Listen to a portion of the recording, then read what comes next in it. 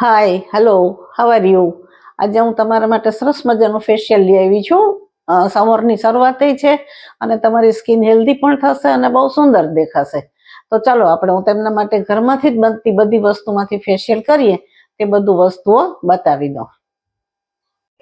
તો આ બધી વસ્તુ એમાં પહેલા લીધું છે હલ્દી પાવડર, ટમેટાનો પલ્પ, આ શુગર, આ દૂધની મલાઈ, આ કાચું દૂધ, આ બેસન, આ છે ગુલાબજળ, આ છે સ્ટીમ લેવાનું મશીન.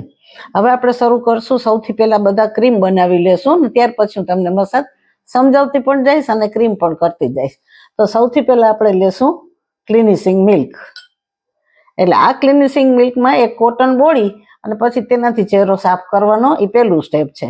એટલે એ પતી ગયું વાત, બરાબર છે. ત્યાર પછી આપણે લેશું આ દૂધની મલાઈ લીધી છે, એકદમ ફ્રેશ દૂધની મલાઈ છે, આ ઈ લેવાની છે. ફેસ પ્રમાણે જોઈએ એટલી લેવાની છે. એટલે આ દૂધની મલાઈ લીધી છે. પછી એમાં થોડા પ્રમાણમાં આપણે હલ્દી નાખશું. પછી એને એકદમ મિક્સ કરી લેશું. એટલે આ જે થાય છે ને મસાજ માટેનું ક્રીમ થઈ જશે અને એનું રિઝલ્ટ બહુ જ સરસ આવશે. તમારે એકદમ સરસ રીતે મિક્સ કરી નાખવાનું અને જે પ્રમાણમાં તમારે જોઈએ એ રીતે વધારે વત્તા ઓછું ક્રીમ લેતું જવાનું. આ થઈ ગયું તમારું મસાજ માટેનું ક્રીમ. આ ઢીલું નથી કરવાનું કારણ કે આ થોડું આવું હાર્ડ જ રાખવાનું છે તો જ સરસ મસાજ થશે. એટલે આ છે એ આપણે મસાજ માટેનું ક્રીમ તૈયાર થઈ ગયું.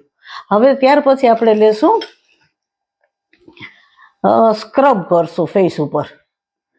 સોરી આ મસાજ કરી લીધા પછી આપણે સ્ટીમ લેશું. સ્ટીમ લીધા પછી તરત આપણે આઈસ મસાજ કરશું.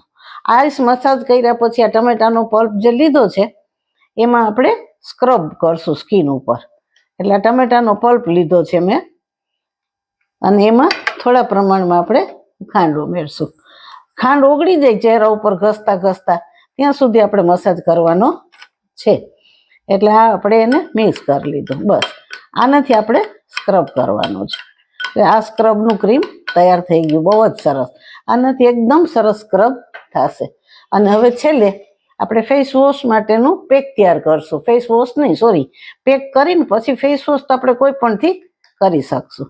એટલે આ મેં બેસન લીધું છે, આખા ચહેરા ઉપર પૂરતો પેક થઈ જાય એ રીતનું લેવાનું છે.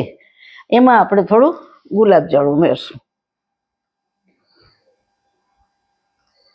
એકલી ગુલાબજળથી પણ ભીંજાવી શકાય આખી પેસ્ટ, અને એમાં થોડું કાચું દૂધ પણ આપણે ઉમેરી શકીએ.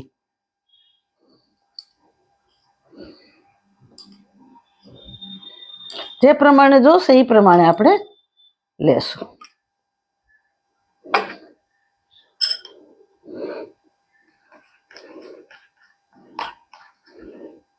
એમાં ગુટલી ના રહી જાય તમારે ધ્યાન રાખવાનું.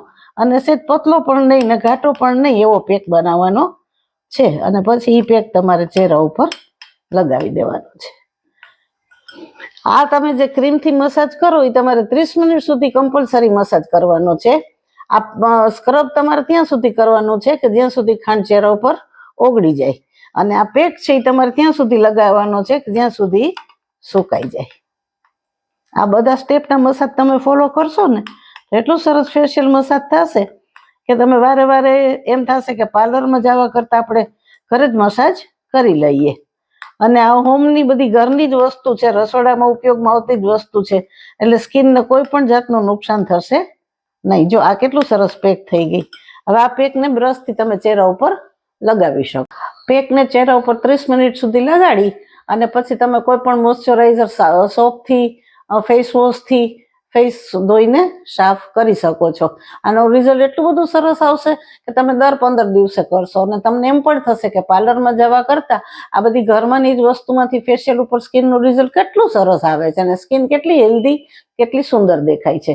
તો આ ફેશિયલ તમે અવશ્ય એક વખત કરજો અને જરૂરથી મને કોમેન્ટ બોક્સમાં જણાવજો કે તમને આનું રિઝલ્ટ કેવું લાગ્યું.